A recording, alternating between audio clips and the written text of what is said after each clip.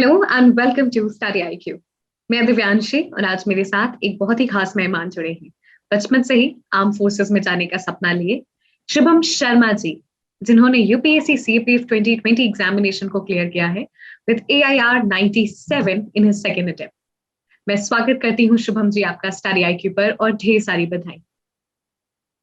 Thank you ma'am, thank you. और काफी अच्छा लग रहा है मैम मुझे to be on this platform, जिसके माध्यम से मैंने मैम तैयारी स्टार्ट करी थी अपनी, इतने टाइम से फॉलो कर रहा हूँ। काफी अच्छा लग रहा है ma'am, thank you. Shubham, we are very glad कि आज आप इस इंटरव्यू सेशन में हैं और अपनी जो जर्नी है, जो एग्जामिनेशन क्लियर करने और जो सफर रहा है डेस्टिनेशन से भी मोर इम्पोर्टेंट, उसके बारे में बात करेंगे। तो शुभम, इंटरव्यू और प्रिपरेशन की बात हम पहले करेंगे, लेकिन थोड़ा सा आप अपने बारे में सभी को बताएं। मैम मैं चरखी दादरी डिस्ट्रिक्ट से बिलोंग करता हूँ, हरियाणा के। और मेरे फादर एयरफोर्स में थे, तो उसके कारण मुझे वेरियस एयरफोर्स कैंपस में रहने का मौका मिला और मैंने वहीं से अपनी एजुकेशन कंप्लीट की थी केंद्र विद्यालय में। और मैंने अपनी 12th बैंगलोर से करी थी। उसके बाद मैम मैंने ग्रेजुएशन करी है BSc physics maths and computer science में पंजाब यूनिवर्सिटी से 2019 में। और उसके बाद से अपनी 12th के बाद से ही मैम मैं अपने जो मेरा ड्रीम था डिफेंस फोर्सेस को ज्वाइन करना, उसकी तरफ बढ़ने लग गया था। और तब से ही मैंने एसएसबी देने स्टार्ट किए थे for technical entries and 10+2 entries and NDA also I attempted but was not able to clear the written. Then after graduation I shifted my focus to CDS, AFCAT and CAPF. तो ये मेरा second attempt था ma'am CAPF का, and by God's grace I got this rank ma'am in my second attempt. Shubham, आपने जैसे बताया कि हमेशा से एक सपना था, आपके पिताजी भी एयरफोर्स में हैं, और वो आई एम श्योर एक बहुत बड़ी इंस्पिरेशन आपके होंगे फॉर क्लियरिंग दिस एग्जामिनेशन। आपको कब लगा कि yes, this is something that you also want to do for the rest of your life, you want to take it as a career? Ma'am जैसे मेरे फादर जब air force से retire हो गए, एंड उस टाइम पे हम जब अपने इस साइड मूव करके सिविल लाइफ में, देन आई रियलाइज कि मुझे लाइफ में क्या करना है। जब हम सीरियसली सोचते हैं उस बारे में कि जो अपने करियर रिलेटेड डिसीजन हम लेते हैं, तो मैंने डिसाइड किया कि जो मेरा एप्टीट्यूड है और जो लाइफ मैंने देखी है उसके हिसाब से मुझे यहीं पे जाने का मतलब हमेशा से एक बैक ऑफ माइंड मुझे था। और जितना मैं मेहनत करता गया इस डायरेक्शन में, जितना मैंने अपने आप को और ट्रांसफॉर्म करने की कोशिश की, तो उतना मैं और मोटिवेटेड हो गया फोर्सेस को ज्वाइन करने के लिए अपने एक्सपीरियंसेस से। तो कहीं ना कहीं बैक ऑफ माइंड वो हमेशा से था, बट ज्यादा सीरियसली जब उसको हम और हार्डवर्क करने लगे तो और क्लियर हो गया कि हाँ करना यही है। तो जर्नी में और मतलब मोटिवेशन बिल्ड होता गया मैम। जो लाइफस्टाइल है वो सबसे बड़ा मोटिवेशन फैक्टर होता था मैम मेरे लिए हमेशा से ही। तो शुभम, जैसे आपने बताया कि वो आपने एक यूनिफॉर्म सर्विस की जो लाइफ होती है उसको देखा और फिर यू रियलाइज कि this is something that you want to do. अब एग्जाम की तरफ आते हैं। आप बीएससी कर रहे थे, उसके बाद से आपने एग्जामिनेशन, तो क्या साइमल्टेनियसली वो preparing for this examination? Ma'am मैं अपने फाइनल ईयर से सीडीएस एंड एफकेट के लिए प्रिपेयर कर रहा था। उस टाइम पे I was not preparing for CAPF specifically, but जो जीएस पोर्शन होता है, जो जनरल स्टडीज पोर्शन होता है, वो सब मैं उस टाइम से ही थोड़ा थोड़ा करने लग गया था प्रिपेयर, क्योंकि मुझे फाइनल ईयर में सीडीएस देना था। तो उससे मेरा जो बेस था वो बन गया था मैम अपने कॉलेज ईयर्स में ही। एंड ग्रेजुएशन के बाद मैंने उस प्रिपरेशन में थोड़ा और बिल्ड कर लिया स्पेसिफिकली फॉर सीएपीएफ, जो मेरा सेकंड अटेम्प्ट के टाइम पे मुझे जो टाइम मिला, तो लॉकडाउन के टाइम पे स्पेसिफिकली मैम, तो थोड़ा शिफ्ट कर लिया प्रिपरेशन को सीएपीएफ की तरफ। शुभम, आपने जैसे बताया कि फाइनल ईयर से आप सीएपीएफ, एफकैट, इन सारी एग्जामिनेशंस की तैयारी कर रहे थे। सीएपीएफ आपका सेकंड अटेम्प्ट में क्लियर हुआ है, तो what do you think has been factors this time that has helped you get into the final list? Ma'am सबसे बड़ा जो रियलाइजेशन था मेरे लिए सेकंड अटेम्प्ट में, और जो मैंने फर्स्ट अटेम्प्ट से जो मिस्टेक्स करी थी उसमें सीखा था, कि पेपर 2 को नेग्लेक्ट करना। जैसे हम पेपर 2 को कई बार उतना टाइम नहीं देते, क्योंकि हमें लगता है कि हम एग्जाम हॉल के अंदर ही उस चीज को हैंडल कर लेंगे, कि हम कहीं ना कहीं एग्जाम में पेपर कंप्लीट कर देंगे and that would be sufficient. But after my first attempt, when I was not able to clear the written, I realized that this is not how I will be able to clear this exam. So then मैंने specifically paper 2 के लिए भी थोड़े efforts put किए थे, अपने knowledge base को improve किया, अपनी जो प्रेजेंटेशन स्किल्स हैं उसको इम्प्रूव किया, जो कि मुझे बहुत हेल्प रहा मैम, स्पेशली अच्छा स्कोर करने में मेरे सेकंड अटेम्प्ट में, तो जिसके कारण मैं लिस्ट में आ पाया हूँ। शुभम, आपने पेपर 2 की बात की, तो हम पेपर 2 के बारे में ही डिस्कस करेंगे। आपने जैसे कहा कि एक माइंडसेट होता है कि हम शायद पेपर 2 एग्जामिनेशन हॉल में ही हम टैकल कर लें, बट ये धारणा काफी गलत है। तो पेपर 2 को आपने कैसे प्रिपेयर किया? यस मैम, मैं अभी पेपर 2 में मैम पहले तो एक ब्रॉड वे में बता दूंगा कि मेरी स्ट्रेटेजी क्या रही थी, और उसके बाद मैं इंडिविजुअल जो सेक्शंस होते हैं पेपर 2 के उसके बारे में बात करूंगा। तो पेपर 2 के लिए मैम मैंने जो रियलाइज किया था कि सबसे इंपॉर्टेंट चीज होती है कि हमें दो फैक्टर्स पे ध्यान देना पड़ता है। सबसे पहले कंटेंट, क्योंकि बिना कंटेंट के we would not be able to present our ideas exam hall में। तो वो आता है रेगुलर जब हम एडिटोरियल्स को रीड करते हैं, न्यूज़पेपर्स को रीड करते हैं, आर्टिकल्स के हम अपनी जो अंडरस्टैंडिंग है इश्यूज की उसको इंप्रूव करने की कोशिश करते हैं। और जैसे इसमें जो एजुकेशनल वीडियोस वगैरह हम यूट्यूब पे देखते थे, स्टडी आईक्यू में फॉलो करता था, तो उससे मेरे को काफी क्लैरिटी मिल जाती थी इश्यूज का बैकग्राउंड समझने में। एंड उसके बाद आता है मैम जो प्रैक्टिस का रोल होता है कि उन आइडियाज को हम कैसे पुट करते हैं एग्जाम हॉल में, कि कैसे ऑर्गेनाइज करते हैं अपने थॉट्स को बेटर। तो वो प्रैक्टिस से मैम इंप्रूव होता था। तो अगर मैं स्पेसिफिकली ईच सेक्शन की बात करूँ, जो टॉपिक्स होते हैं पेपर 2 में, जैसे ऐसे हो गया और आर्ग्यूमेंट्स हो गए, तो उसके लिए मैंने क्या किया था मैम कि प्रैक्टिस काफी करी थी। जो ऐसेज होते थे उसमें मैं ब्रेनस्टॉर्म करता था काफी वीकली बेसिस पे। कोई टॉपिक मैं पिक कर लेता था, पहले पहले प्रीवियस ईयर से पिक कर लेता था, या फिर जो न्यूज में चल रहा होता था उसके बारे में मैं कोशिश करता था कि अलग अलग पर्सपेक्टिव से सोच पाऊँ एक चीज के बारे में। कोई भी इशू है उसको मैं मल्टी डायमेंशनल वे में सोच पाऊँ, क्योंकि कई बार होता है कि हम एक पर्सपेक्टिव से ही सोचते हैं चीजों को, बट ऐसे में हमें एक चीज को रिपीट नहीं करना होता, हमें अलग अलग पर्सपेक्टिव ऐड करने पड़ते हैं। तो वो मैं ट्राई करता था अपने जब प्रैक्टिस करता था। तो इनिशियली मैं उतना अच्छा नहीं लिख पाता था, मुझे खुद अपने एसेस पढ़ के उतना अच्छा नहीं लगता था, फ्लो लैग करता था। बट लेटर ऑन मैंने रियलाइज किया, जैसे जैसे मैं प्रैक्टिस करता गया तो मेरे ऐसे के अंदर वो फ्लो आने लग गया, एक स्ट्रक्चर होता था। तो ये मैंने ऐसे के लिए किया था मैम। एंड साथ साथ में मैंने क्या किया था, कुछ कोट्स भी इकट्ठा किए थे मैम पेपर 2 के लिए। तो उनको मैं अपने इंट्रोडक्शन में यूज कर लेता था या कंक्लूजन में यूज कर लेता था। And at the same time मैंने कुछ रिलायबल डाटा भी यूज किया था, कलेक्ट किया था थ्रू ऑफिशियल जैसे वेबसाइट्स हो गई, या फिर न्यूज़पेपर में भी कुछ ना कुछ डाटा आता रहता है कई बार। एनसीआरबी का डाटा आता है जैसे, या फिर इकोनॉमिक सर्वे में कोई इंपॉर्टेंट डाटा मिल गया मुझे, तो मैंने उनको नोट डाउन कर लिया था अलग जगह पे थीम वाइज। जैसे अगर कोई एग्रीकल्चर से रिलेटेड ऐसे आता है तो उसमें मैं ऐड कर सकता हूँ। तो मुझे लगता है मैम ये काफी वैल्यू ऐड करता है अपने आंसर्स में, जब हम उसको विद फैक्ट्स और डाटा बैक कर पाते हैं अपने आइडियाज को, तो वो काफी एक अच्छा इंप्रेशन क्रिएट करता है मेरे ओपिनियन में। तो मैंने ये किया था एसेज के लिए। एंड आर्ग्यूमेंट्स के लिए मैम मैंने किया था कि अपनी जो ओवरऑल रीजनिंग एबिलिटी है उसको इम्प्रूव करने की कोशिश करी थी। क्योंकि अगर हम किसी इशू को दोनों पर्सपेक्टिव से सोच सकते हैं, तो हम उसको एग्जाम हॉल में भी रेप्लिकेट कर पाएंगे, अगर हम उसको डेली लाइफ में कर पा रहे हैं। तो मैंने वही ट्राई किया था। जैसे न्यूज़पेपर जब मैं पढ़ता था तो बहुत सारे इश्यूज होते हैं जिसमें ओपिनियन बहुत डिवाइडेड होता है। तो हम कई बार एक ओपिनियन को ही बहुत ज्यादा पढ़ के हम इन्फ्लुएंस हो जाते हैं। मैंने कोशिश किया कि दोनों साइड समझूं चीजों की, एंड उससे मैं अपने खुद के पॉइंट जनरेट करने की कोशिश करता था, उसको ब्रेनस्टॉर्म करके। तो धीरे धीरे मैंने क्या किया कि जब मैं अपने आप को टाइम देता था सोचने का, तो मैं काफी अच्छे आइडियाज जनरेट करने लग गया और विद प्रैक्टिस उनको ऑर्गेनाइज करने लग गया था अच्छे से। एंड साथ ही साथ रिपोर्ट्स जो थी मैम, इसमें 2 रिपोर्ट्स आती हैं जैसे पेपर 2 में। तो उसके लिए तो रेगुलर न्यूज़पेपर जो पढ़ते हैं वही काफी हेल्पफुल था मेरे लिए। एंड बस उसको प्रॉपर फॉर्मेट में मैंने लिखा था एग्जाम में।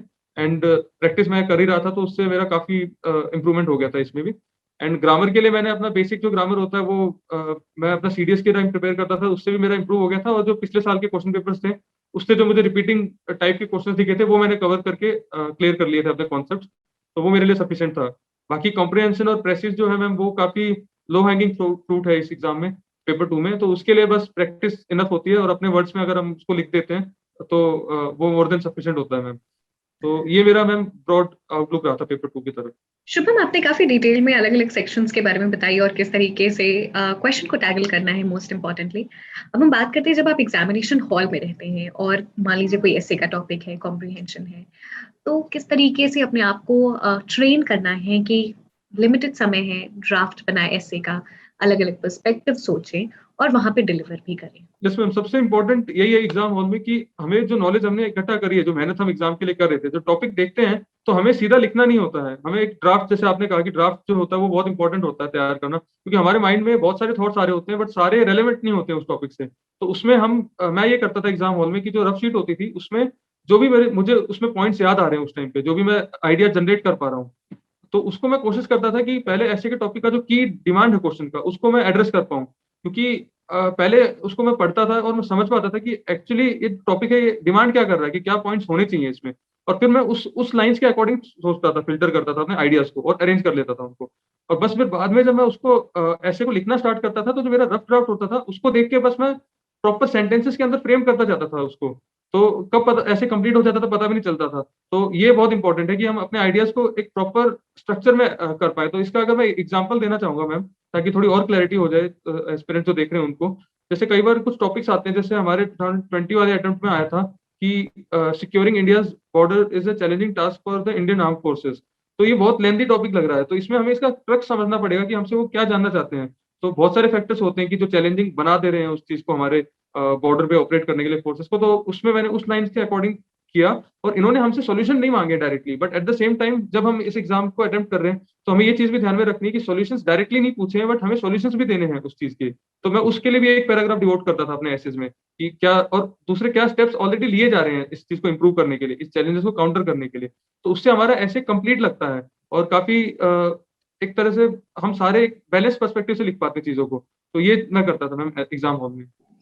शुभम, आप एक प्रक्रिया बता रहे थे कि कोड्स को कैसे आप इकट्ठा करते थे और फिर उसको एग्जामिनेशन में जो भी टॉपिक है उसमें आप स्टार्टिंग में you made sure that you mention the codes. तो ये जो प्रक्रिया थी अलग अलग जगह से कोड्स इकट्ठा करना, उसके बाद फिर एग्जामिनेशन में, अभी हम उसी की बात कर रहे थे कि जो टॉपिक है उसकी डिमांड के हिसाब से, तो कैसे how is the process? Ma'am जैसे जब हम रीड करते हैं तो कई बार होता है हम बहुत सारे कोट्स मैंने कॉन्शियसली सर्च किए थे बहुत सारे, जैसे मैं टाइप करता था कोट्स ऑन वुमेन एम्पावरमेंट, तो बहुत सारे ऑलरेडी कंपाइल्ड कोट्स मिल जाते हैं उन चीजों से, तो मैंने उनका एक नोट बना लिया theme wise. But exam hall में क्या होता है कि हर बार कोट जो होता है हमें याद आता है वो रेलेवेंट नहीं होता। तो मैं अगर अपने एक्चुअल अटेम्प्ट की बात करूँ तो मैं 4 एसेज में से सिर्फ एक ही ऐसे में कोड यूज कर पाया था एक्चुअली एग्जाम में। तो वो डिपेंड करता है, कई बार टॉपिक्स में नहीं याद आता कोड, तो बस ये है कि हमें अपने एंड से एक कोड्स का कलेक्शन रखना है कि अगर वो हो पाए तो ठीक है, अदरवाइज हम फोर्स करने की कोशिश नहीं करनी है एग्जाम हॉल में, तो भी कोई दिक्कत नहीं है। बट यस मैम, मेरा तो यही अप्रोच था इसको लेके, कोड्स और डाटा वगैरह को लेके। शुभम, और एग्जामिनेशन में टाइम कैसे मैनेज करना है, क्योंकि बहुत सारे क्वेश्चंस होते हैं, लेंदी भी रहता है, आप को कैसे मैनेज करना है समय? मैम टाइम को मैनेज करने के लिए मैंने एक डेडलाइन सेट कर ली थी सारे सेक्शंस को। तो मैं वॉच लेके जाता था, जो नॉर्मल सिंपल वॉच होती है, तो उसमें मैं अपना पॉइंट बना लेता था कि मुझे इस सर्टेन टाइम तक अपने 4 एसेस कंप्लीट करने ही है। तो भले ही अगर उसमें मुझे थोड़ा बहुत क्वालिटी भी कॉम्प्रोमाइज करनी पड़े, तो मेरे लिए सबसे पहली प्रायोरिटी है कि मैं अपने उस डेडलाइन को मिस ना करूं, क्योंकि अगर हमारा कोई भी क्वेश्चन छूट जाता है तो डायरेक्ट लॉस होता है उतने मार्क्स का। तो मैंने ये मेक श्योर किया था कि उस डेडलाइन को मैं फॉलो करता था, और काफी मैंने प्रैक्टिस करी थी, तो उसके कारण ये था कि वो नेचुरली हो जा रही थी वो टाइमलाइन पूरी। जैसे अगर ऐसे उनको 15 से 20 मिनट्स के बीच में ही टाइम देना है एक ऐसे को, तो अगर मुझे लग रहा है कि मैं उसको ज्यादा क्रॉस कर रहा हूँ तो मैं अपनी या तो स्पीड बढ़ाने की कुछ कोशिश करता था ताकि मैं फिर से ट्रैक पे आ जाऊं। तो इसके कारण क्या था कि, और मैंने प्रैक्टिस जैसे करी हुई थी, तो उसके कारण सबकॉन्शियसली कहीं ना कहीं मेरी हैबिट हो गई थी कि उस टाइम फ्रेम में कंप्लीट करने की पेपर को, हर सेक्शन को। तो उसके बाद मैं एक बार चेक कर लेता था वॉच कि अगर मैं आर्ग्यूमेंट्स लिख लिए तो अभी मेरे पास कितना टाइम बाकी है और कितने हिसाब से मेरे को अपनी स्पीड और कंटेंट को एडजस्ट करना होगा। तो इसके कारण मैम पेपर कंप्लीट करने में मुझे कभी प्रॉब्लम नहीं आई मैम, दोनों अटेम्प्ट्स में। शुभम, मॉक टेस्ट का कितना रोल है एग्जामिनेशन में पहले जाने से पहले? और मॉक टेस्ट हमें पता है बहुत इंपॉर्टेंट है, लेकिन किस तरीके से मॉक टेस्ट को समझना है, जो मिस्टेक्स हैं उसको एनालाइज करना है एग्जामिनेशन में पहले जाने से पहले, और कितने मॉक टेस्ट एक्चुअली देने चाहिए? मैम मॉक टेस्ट जो होते हैं वो काफी इंपॉर्टेंट रोल प्ले करते हैं, बिकॉज हम अगर जो मिस्टेक्स एक्चुअल एग्जाम में कमिट करने वाले होते हैं वो कहीं ना कहीं हम थ्रू मॉक्स उन मॉक टेस्ट में ही कर लेते हैं, तो हम उनको अवॉइड कर सकते हैं अपने एक्चुअल एग्जाम में। And at the same time ma'am mock की इंपॉर्टेंस यहाँ पे होती है कि उससे हमें बहुत सारे और टॉपिक्स के बारे में भी जानने को मिल जाता है। जैसे हम कई बार बहुत सारे टॉपिक्स होते हैं जिनको खुद से नेग्लेक्ट कर देते हैं, बट जब हम कोई क्वेश्चन मॉक में देखते हैं तो उससे हमें लगता है कि हाँ, हम इसके बारे में भी और नॉलेज इकट्ठा कर सकते हैं। और कहीं ना कहीं ऐसा होता है कि हमने कोई टॉपिक अगर मॉक में देखा तो एक्चुअल एग्जाम में भी उससे सिमिलर टॉपिक आ जाता है, तो बड़ी हेल्प हो जाती है हमें उस चीज को ऑर्गेनाइज करने में। तो और हमारा जो माइंड होता है वो जो, क्योंकि क्वेश्चंस एक्चुअल एग्जाम में आते हैं वो भी काफी अनफेमिलियर साउंड करते हैं कई बार, तो हमारा जो ब्रेन होता है वो वायर हो जाता है उस तरीके से सोचने में कि अगर हमें कोई अनफेमिलियर क्वेश्चंस भी मिलते हैं तो हम नर्वस नहीं होते हैं एकदम से, हम फिर भी अपना जो कॉन्फिडेंस होता है उसको शेक नहीं होने देते और उसको मेंटेन रख पाते हैं एग्जाम में। तो काफी इंपॉर्टेंट रोल प्ले किया है मैम, मेरे लिए भी किया है, डेफिनेटली मैम हेल्पफुल होते हैं बहुत। शुभम, ये तो हमने पेपर 2 के बारे में काफी डिटेल में चर्चा कर ली। How Study IQ has been part of your journey? Ma'am Study IQ मैं 2016 से कंसिस्टेंटली फॉलो कर रहा हूँ मैम। एंड जब मैंने प्रिपरेशन अपनी पहली बार स्टार्ट करी थी कि मुझे अपनी नॉलेज इंप्रूव करनी है, तो मुझे अभी याद है स्टडी आईक्यू सिर्फ मेरे लिए नहीं, मेरे फ्रेंड्स और भी जो कॉलेज में हैं सबके लिए बहुत इंपॉर्टेंट रोल प्ले किया है मैम, उसमें फ्लो बिल्ड करने में। और जैसे मैंने बताया कि इश्यूज की क्लैरिटी अंडरस्टैंड करने के लिए, क्योंकि स्टडी आईक्यू जब से मैं फॉलो कर रहा हूँ उसके बाद मेरी काफी क्लैरिटी इंप्रूव हुई है मैम, और अब भी फॉलो करता हूँ मैम मैं, क्योंकि काफी हेल्प करते हैं मैम मुझे आसपास जो चीजें हैं उनको समझने में। तो उसका काफी इंपॉर्टेंट रोल रहा है मैम, बहुत important. We are glad Shubham कि हम आपकी सक्सेस स्टोरी का हिस्सा बन सके। हम सेशन के एंड में ही आप कुछ फाइनल टिप्स देना चाहेंगे अपकमिंग एस्पिरेंट्स को? इसमें मेरे एंड से मैम मैं यही टिप देना चाहूंगा कि जो बेसिक बुक्स होती हैं, प्रिपरेशन स्ट्रेटेजी होती है, वो सब सब सेम रहती है, बट सबसे इंपॉर्टेंट जो रोल जो डिफरेंशिएट कर पाता है आपकी परफॉर्मेंस, वो होती है प्रैक्टिस। और कई बार होता है कि हम सीख करते हैं कि जब बिल्कुल परफेक्ट चीजें हो पाएंगी, परफेक्ट नॉलेज बेस होगा, जब भी हम प्रैक्टिस करेंगे, बट ऐसा होता नहीं है। तो मैं यही एस्पिरेंट्स को कहूंगा कि जो प्रिपेयर कर रहे हैं वो साथ साथ प्रैक्टिस भी करते रहें, और ज्यादा रिजल्ट ओरिएंटेड वे में सोच के ज्यादा फायदा नहीं होता, क्योंकि हम फिर अदरवाइज प्रैक्टिस पे कम फोकस कर पाते हैं। तो हमें अपने एफर्ट्स पे ज्यादा फोकस करना चाहिए, और स्लोली हम जैसे जैसे इंप्रूव करते जाएंगे ग्रेजुअली, तो हमारी परफॉर्मेंस भी एक्चुअल एग्जाम में डेफिनेटली इंप्रूव हो जाती है मैम। तो यही मैं कहना चाहूंगा, और I wish you all the best, all the future aspirants जो देख रहे हैं इस वीडियो को, एंड आई होप उनको भी मैम उनका जो ड्रीम है जल्दी से जल्दी रियलाइज हो। Thank you so much, Shubham, for joining us in this interview session and sharing your journey with us. It was a pleasure to have you. The entire team wishes you good health, good luck.